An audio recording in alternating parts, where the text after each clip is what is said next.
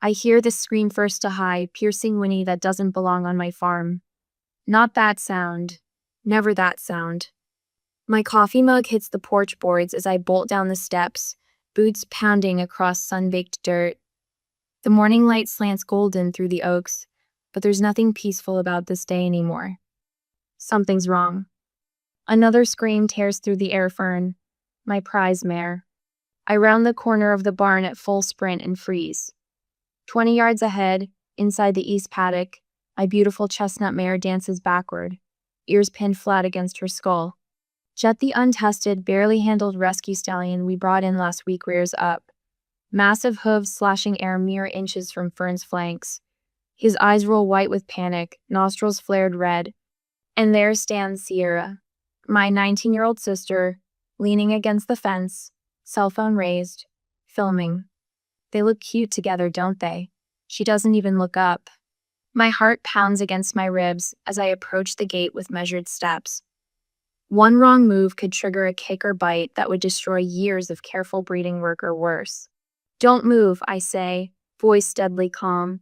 Don't speak, don't do anything. Sierra rolls her eyes but stays put as I ease through the gate, making my movements slow and deliberate. Fern spots me and whinnies again, a desperate sound that twists my stomach. I've known this mare since she took her first wobbly steps in my foaling barn 7 years ago. 5 agonizing minutes later, I've separated them, leading Fern to safety in her own paddock and securing Jet in the round pen. My hands tremble against Fern's warm neck as I check for injuries. What exactly were you thinking? I asked Sierra, who's still scrolling through her phone, reviewing her footage. I was trying to help speed up your breeding program. She shrugs as if she'd merely rearranged my kitchen cabinets. You said Fern was ready to breed this season. With a carefully selected, disease-tested stallion, not with a rescue who hasn't cleared quarantine. My voice shakes with the effort of controlling it. I specifically told you Jet stays isolated until his blood work comes back. Sierra glances up, her bored expression never changing. It would have been fine if you hadn't overreacted. The realization hits me like a physical blow. This wasn't a careless mistake. She deliberately ignored my instructions that could mean life or death on a horse farm.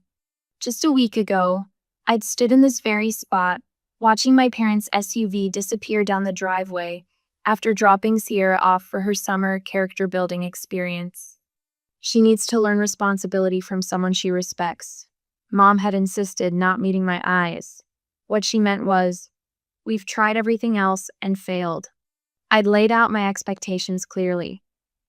This is a working farm, not a vacation. There are rules here for a reason.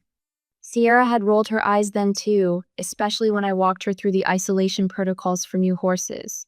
Whatever, she'd muttered, already typing on her phone. The warning signs had piled up all week.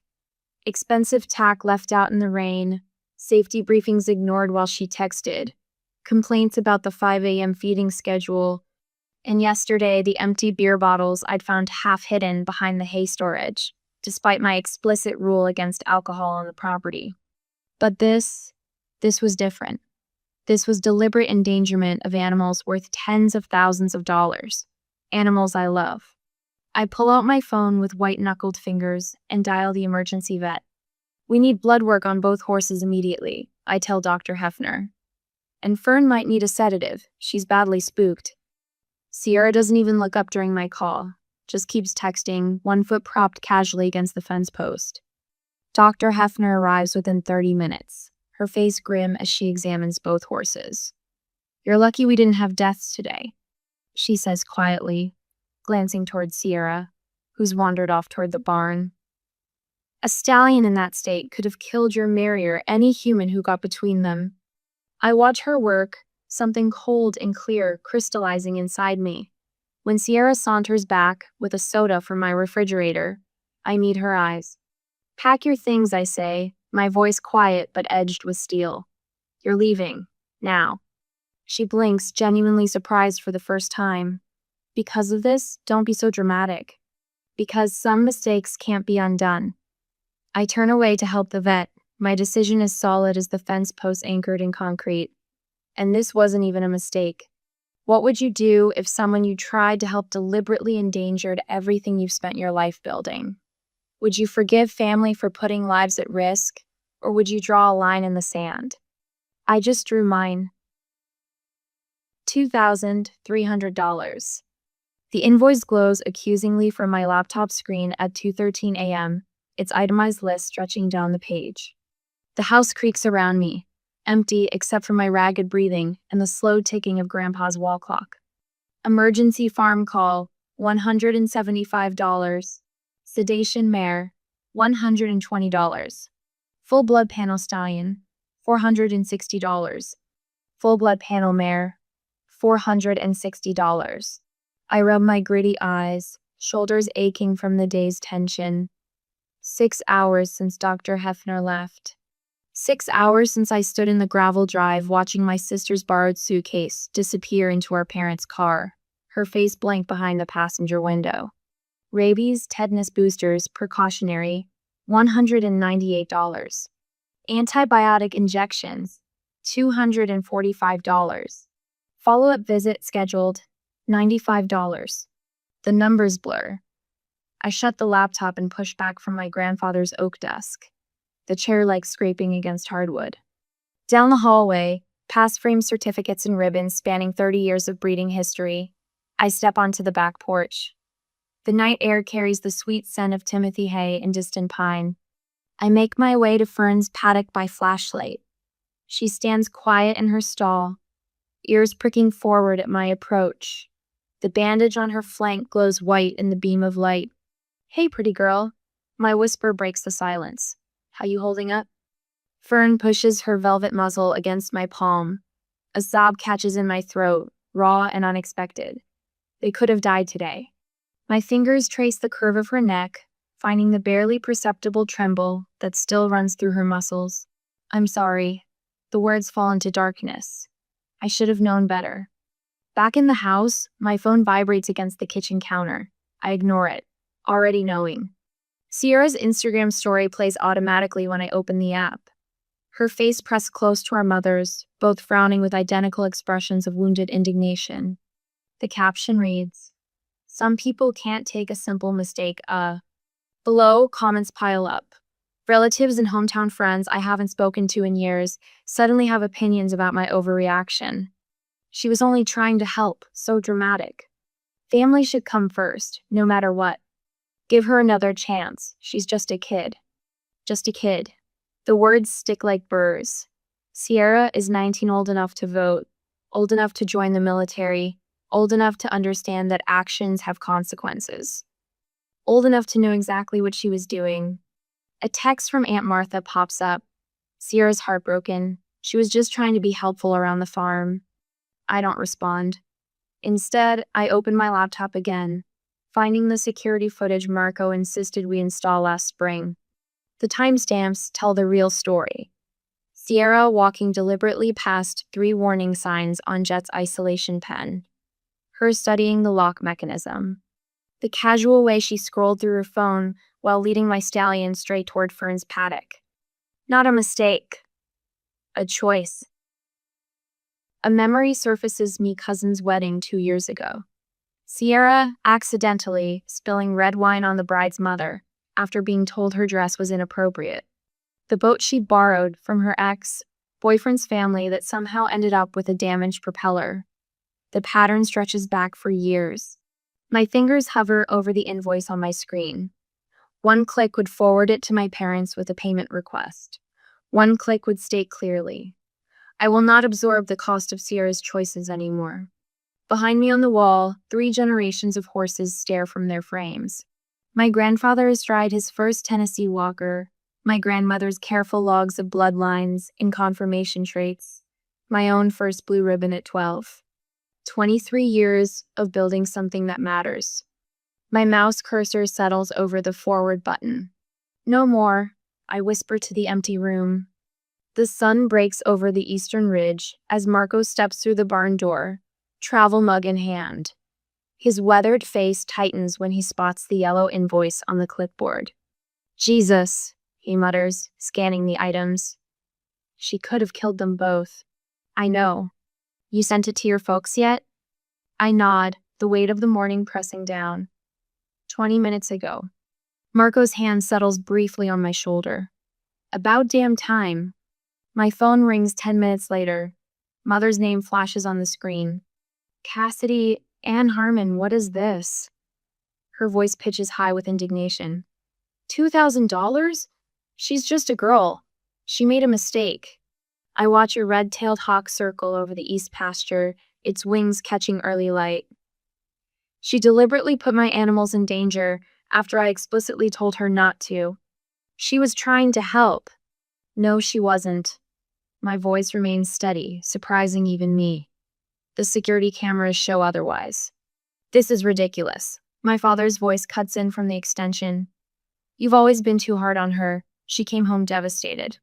I close my eyes, feeling Marco's solid presence nearby. The years of work beneath my boots, the quiet strength of boundaries finally drawn. This isn't about punishment, I tell them. It's about consequences. I end the call before they can respond, turning toward the barn where life continues regardless of family drama. Hay needs hauling, water troughs need filling, and Fern needs her morning check. For the first time since Sierra arrived, I breathe freely on my own land. Have you ever had to stand firm when family expected you to absorb the cost of someone else's carelessness?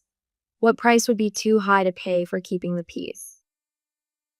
My phone buzzes for the 9th time this morning.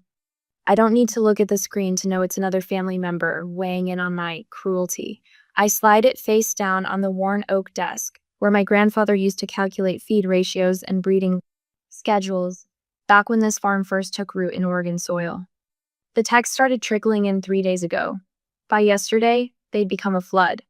She's just a teenager, Cassidy. We all make mistakes at that age. Aunt Marlene, you've always been too hard on her. Remember when you were 18 and crashed Dad's truck? Uncle Rick, conveniently forgetting I paid for every penny of those repairs. Call me. We need to talk about the Sierra situation. Mom. 7 times. I slide open the bottom drawer and place the phone with the other screen captures of every message, every missed call log, every voicemail transcription. The file folder is already thick with documentation. Dr. Hefner's detailed incident report sits on top, along with the security camera invoice. Marco approaches from the feed storage, clipboard in hand. His weathered face registers concern before he even speaks. Feed store called, said your order's ready, but... He hesitates, shifts his weight. Joyce mentioned people are talking. About Sierra. I nod once, jaw tight. What version are they hearing? That you threw your baby sister out over nothing. That she was just trying to help and made a little mistake. His eyes, blind from 30 years squinting into sun-drenched arenas, hold steady on mine. Joyce said she set them straight about what could have happened. But folks love drama more than facts. Aunt Lydia called the farm line yesterday, I tell him. Sierra gave some tearful interview about how I've always hated her and was just waiting for an excuse. The words scrape my throat. Apparently I'm jealous. She's the pretty one. Marco snorts. Security cameras arrived today. I'll have Hank install them at both gates. I nod, grateful for his efficiency. Twice now I found the padlocks unlatched. Not broken unlatched. Someone with a key. I'll be in the tack room, I say. The Portland client is coming at 11 to see Whisper's colt. As I walk away, I realize something strange. The knot of guilt I've carried since Sierra left has dissolved. In its place sits something solid and clear as quartz crystal. Not anger, not resentment. Just certainty. The farmer's market bustles under cloudless summer skies. Saturday crowds meander between stalls of fresh produce and local crafts. I'm here for coffee beans from Theo's Roastery and to drop off flyers for next month's open house. I spot them before they see me, Mom, Dad, and Sierra clustered near the honey stand. Sierra leans against Dad's shoulder, looking fragile in a way she never did at my farm. I could turn around, walk away, avoid the confrontation that's clearly been staged for maximum public impact. I don't... Cassidy, Mom calls, her voice carrying above the market chatter. Heads turn, exactly as intended. Thank goodness, we've been trying to reach you. I approach slowly, painfully aware of the curious stares from both strangers and familiar faces. Mrs. Hanover from the Quilt Guild, Tom who runs the hardware store, Pastor Wells with his wife. This isn't the place, I say quietly when I reach them. Mom's eyes flash. Apparently nowhere is the place since you won't answer our calls or texts. You've left us no choice. Sierra sniffles dramatically, drawing sympathetic glances from passing shoppers.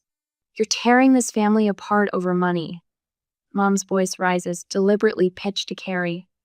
$2,000 versus your own sister? The unfairness of it steals my breath. $2,000 and 2 horses, nearly injured or killed. $2,000 and the violation of explicit safety protocols. $2,000 and the deliberate endangerment of animals worth tens of thousands and irreplaceable to me. Dad steps forward, using his bulk to create the sense of intimidation he perfected during 30 years in real estate. You need to reconsider your position, Cassidy. Family comes first. A small crowd is gathered now, pretending interest in nearby stalls while watching our drama unfold. I feel their eyes, their judgment, the weight of small-town scrutiny. I straighten my spine, meeting my father's gaze directly. You're right, I say, my voice quiet but clear. Family does come first. That's why I can't allow Sierra back on my property. Because family protects what matters. Family respects boundaries. Family doesn't deliberately put lives at risk and then laugh about it. Sierra's fake sniffles stop abruptly. Her eyes narrow. I have video of what happened, I continue, my calm surprising even me. I have the vet's report detailing exactly how close we came to disaster. I have documentation of every safety rule Sierra knowingly broke, and I have the right to decide who's welcome on my property. A voice speaks from behind me. She's right, you know. Dr. Hefner stands there, market basket over her arm, her gray hair catching sunlight. What happened on Cassidy's farm could have ended with dead horses and injured people. In 30 years as a vet, I've rarely seen such blatant disregard for safety. From the cheese stall, Jim Cooper, whose farm borders mine, calls out, Cassidy runs the finest breeding operation in the county. If she says there was danger, there was danger. The crowd shifts, murmurs, the tide turns. Without another word, I walk away, leaving my family standing in stunned silence among the weekend shoppers.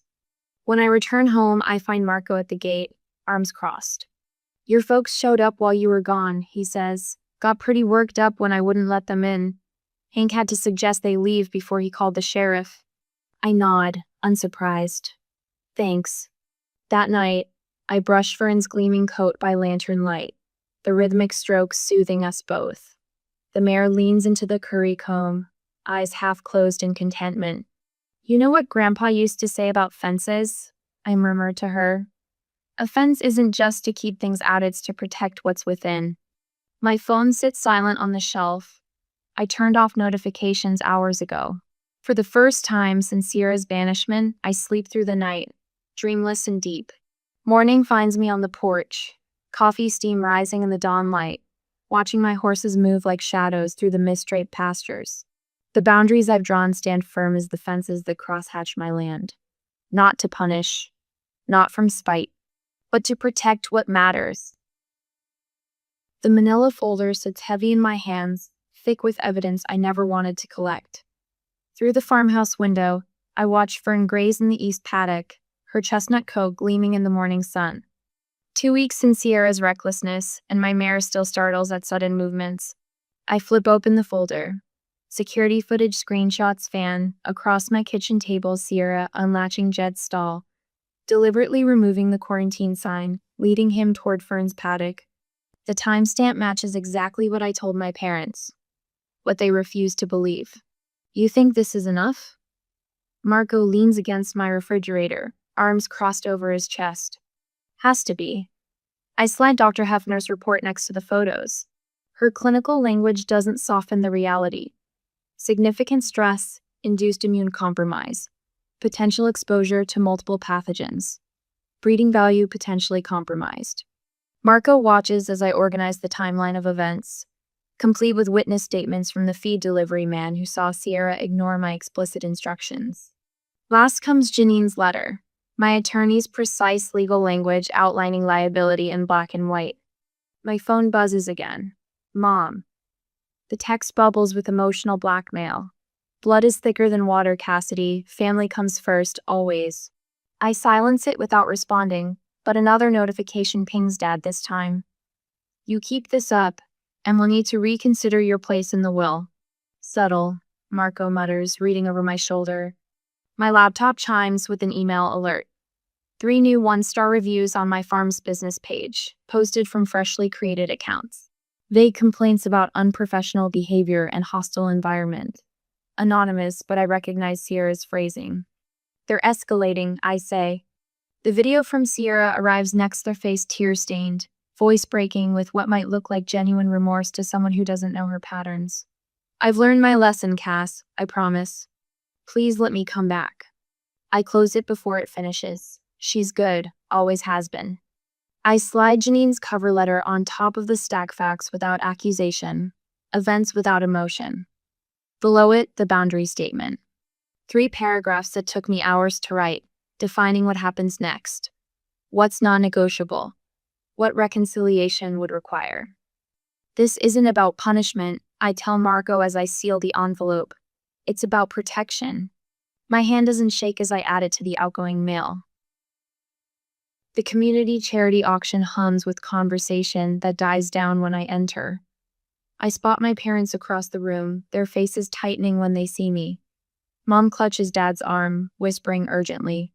Several people nod respectfully in my direction, fellow horse owners who understand what Sierra's actions truly meant. Betty Lawrence, our county's most respected breeder, approaches me directly. Heard what happened, she says, loud enough for nearby clusters to hear. You did right by those horses. Some folks don't understand our responsibility to these animals isn't optional. I feel my parents' stares burning into my back. The whispers ripple outward, and for once, they aren't Sierra's version of events. My attorney's formal cease and desist regarding the fake reviews went out yesterday, and word travels fast in small towns. I hold my head high, offering no explanations or defenses. My silence speaks volumes. 2 days later, I'm grooming Fern when Marco jogs toward me across the paddock, phone extended. You need to see this. On his screen, the community Facebook group where Sierra has spent the past week painting herself as the victim. A respected trainer has weighed in, explaining in excruciating detail why putting an untested stallion with a breeding mare creates liability no professional would tolerate. Others have joined fellow breeders, longtime clients, even Dr. Hefner herself. Measured, professional responses demolishing Sierra's narrative without ever mentioning her name. She's gone quiet, Marco says, scrolling through Sierra's suddenly inactive profiles. No new posts since yesterday. My phone chimes with a text from Mom.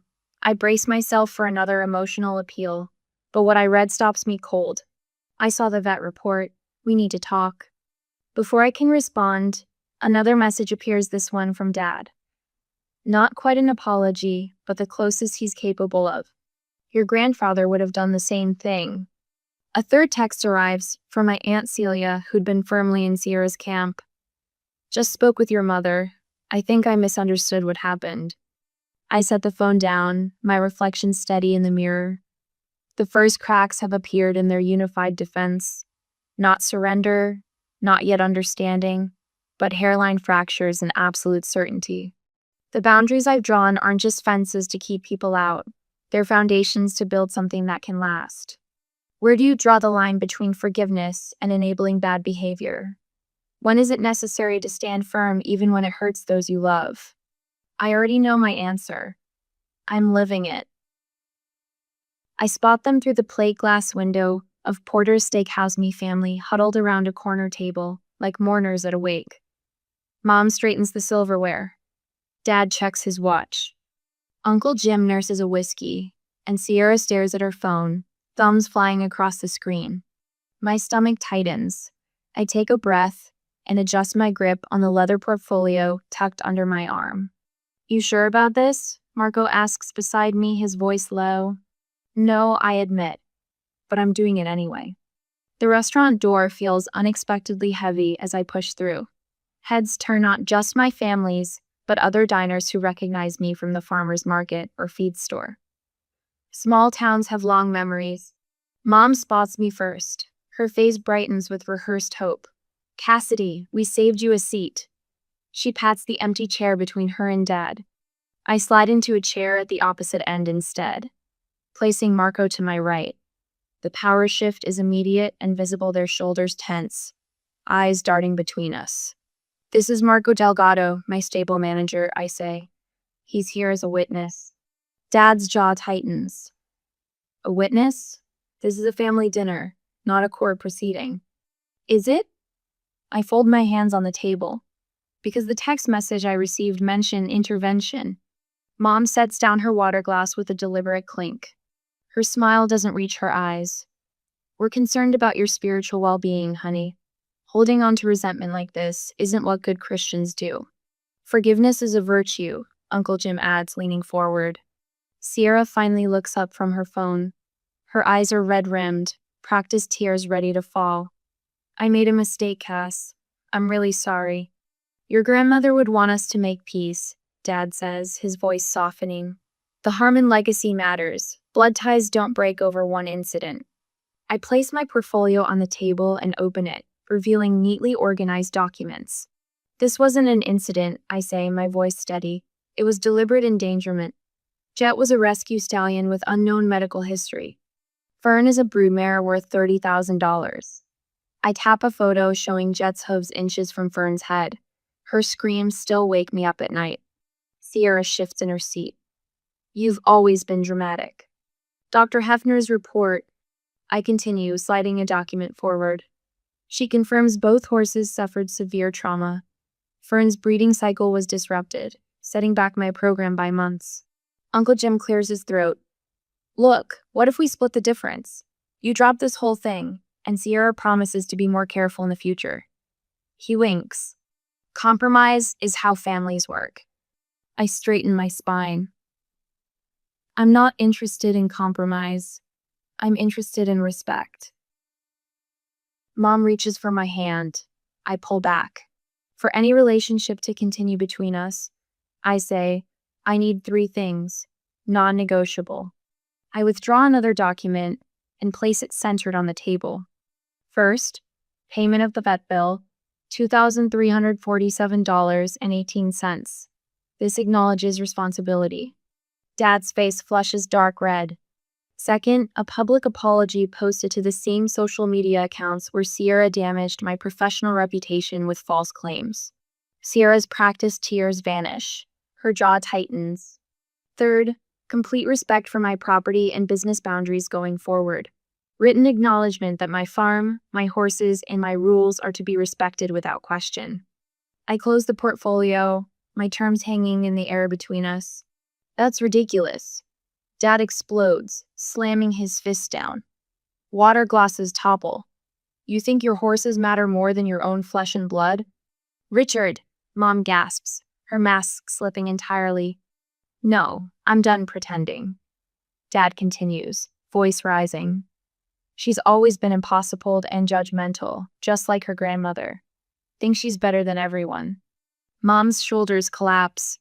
Real tears streak her makeup, not the careful, controlled drops she's perfected over years of family performances. We've tried everything, she whispers, mostly to herself. Why won't you just let it go? Because some things should not be let go. My voice remains quiet, forcing them to lean in. Some boundaries, once crossed, change everything. Sierra's face transforms, the facade of contrition replaced by naked resentment. You think you're so perfect on your precious farm, she hisses. Some of us make mistakes. Some of us aren't ancient and boring at 35. Cassidy, please. Mom pleads, reaching across the table. She's young, she doesn't understand. That's exactly the problem. I stand. Marco rises beside me. You've never expected her to understand consequences. Dad pushes his chair back. If you walk out that door, don't expect. Don't expect what? I interrupt. The same unconditional support you've always given me? The bitter laugh escapes before I can stop it. Sierra snorts. Drama queen. The vet bill is due by the end of the month. I say quietly. The rest is up to you. As we walk out, I feel their stares burning into my back. The evening air hits my face like freedom. In the truck, Marco waits until I buckle my seatbelt before asking, "You okay?" I look back at the restaurant window, where my family remains frozen in the aftermath of a storm they created but never saw coming. "No," I answer truthfully, "but I will be. Some bridges can't be rebuilt. Some shouldn't be." The knowledge settles inside me, not as defeat, but as foundation solid ground on which to stand. The morning frost crunches beneath my boots as I cross the east paddock. 1 year. 365 sunrises since I watched my family's SUV peel down the gravel drive, Sierra's angry face framed in the back window. I pause at the fence line where it happened, where Jet's hooves slashed air inches from Fern's flanks while my sister filmed. The memory no longer burns like it did. Just aches, like an old break that tells you when rain's coming. "Good girl," I murmur as Fern approaches, her chestnut coat gleaming in the dawn light. Behind her, 3 spring foals dance through morning mist, the first generation of my expanded breeding program. Bloodlines carefully selected, temperaments meticulously matched. No accidents, no shortcuts. Marco appears at the barn door, clipboard in hand. New client called. The Hendersons want to see Northern Lights colt. He grins, words getting around about Clearwater standards. I nod, allowing myself a moment of quiet pride. The waiting list grows longer, each month serious buyers willing to pay premium prices for horses with confirmed lineages and even temperaments. My reputation for integrity has spread beyond the valley. "And Katie's coming at 4 for her lesson," Marco adds. Katie Sullivan, 14 years old, with a natural seat and eyes that light up around horses. Not like Sierra's bored indifference. This girl hangs on every word about proper horse handling, stays late to help with evening feed, asks questions that show she's actually listening. "I'll have Northern Light ready for the Hendersons." I glance toward the western paddock, where Jet grazes peacefully. The gelding operation last summer transformed him into a gentle companion horse, his dangerous stallion days behind him. Another careful decision that proved right. That evening, as darkness settles over the farm, I find myself on the back porch surrounded by my chosen family, Marco, and his husband, Dr. Hefner, 2 neighboring farmers who stood by me during the worst of it. We toast the farm's best financial year with glasses of Oregon Pinot Noir. No drama, no manipulation, just straightforward friendship built on mutual respect. To clear boundaries, Dr. Hefner says, raising her glass. She knows what it cost me. The gathering ends early, horses. Don't care if you stayed up late celebrating, but it fills something in me that family gatherings never did. Peace, maybe. Belonging without conditions. Mom calls every other Sunday now. Our conversations remain careful, like crossing ice that might not hold, but genuine in their awkward way. She asks about the horses by name, sends birthday cards that don't contain guilt trips. Small steps. Dad hasn't spoken to me since the family meeting at Riverbank Restaurant, when I placed the vet bill and security footage on the table. Some fences, once erected, stand permanent. The rest of the family split like a herd, separating some following my parents' lead, others reaching out with tentative understanding after the dust settled. Aunt Kate sent a handwritten note. "Your grandfather would have been proud of how you protected what matters." The letter arrives exactly 1 year to the day. Sierra's handwriting on cream stationery, postmarked from Seattle, where she's apparently started college. I take it to Fern's paddock before opening it, needing the mare's solid presence nearby. I knew what I was doing that day. I knew the horses weren't supposed to be together. I wanted to show you couldn't control everything. What I didn't understand was that someone could have died Fern, Jet, even you. I didn't think about consequences, because no one ever made me face any. You're the only person who ever held the line with me. Everyone else just moved their boundaries whenever I pushed hard enough.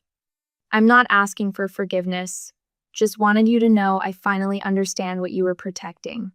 No apology, no request to come back, just recognition of truth. I fold the letter carefully, tuck it into my jacket pocket. Fern nudges my shoulder while across the property, Jet lifts his head at the sound of evening feed bins being prepared. Maybe someday, I whisper, but not today. The sunset paints long shadows across the valley as I stand between the two securely fenced fields. My hand rests on the metal gate that separates the boundary visible from space. A protection, not a prison. Fern approaches from one side, Jet from the other. Both stop at a respectful distance, waiting, trusting my judgment. Some lines shouldn't be crossed, I say to the gathering darkness. That's not coldness, that's care.